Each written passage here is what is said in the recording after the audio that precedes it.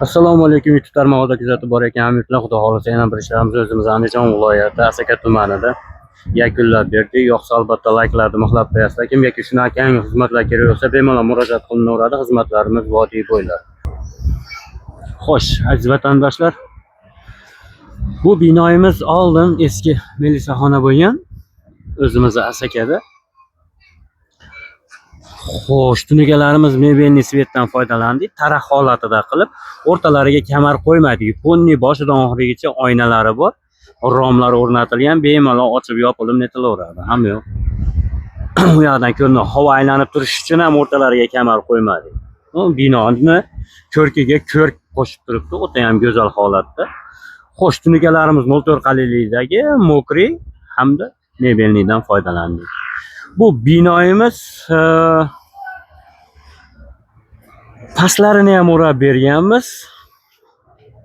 Taraq holatida qilib mana ko'rasizlar. Ham yonbosh qismlarini, linalarini ham o'zingizlar ko'rib olaverasizlar boshidan oxirigacha. Bir xil linada. Mana bularga ham bir xilda taraq qilib chizib berganmiz. Qayeriki ochiq bo'ladigan bo'lsa, mokriyga moslab, akfasi mokriy. O'ta ham go'zal holatda bo'lib chiqqan.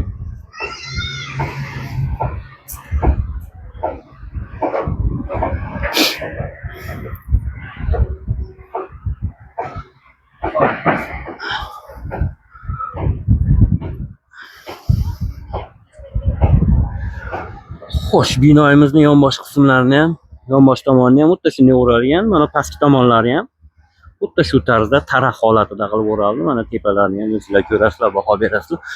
Aziz vatandoshlar, bu binoyimiz boshidan oxirigacha 61 million so'mga tayyor bo'ldi. Usta haqqi, samarez lesa, nima mahsulot kirib ketadi, nima mahsuloti bo'lsa ichiga kirib ketadi. Lekin binoning egasini hech bir narsaga ovora qilmagan holda bitkazib berdik.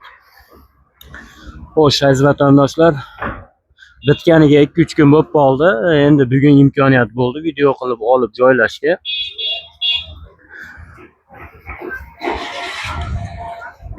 $61 million so'mga shu binoyimizni bitishi arziydimi yo arzimaydimi? Iltimos kommentariyalarda o'z fikringizni yozib qoldiring. Xo'sh, salkam 431 kvadrat tunuka rasxod qildik.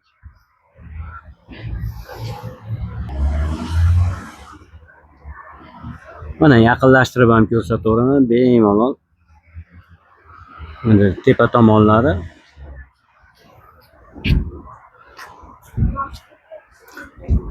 Ponni ichkarilar hammasi boshidan oxirigacha aynay bor.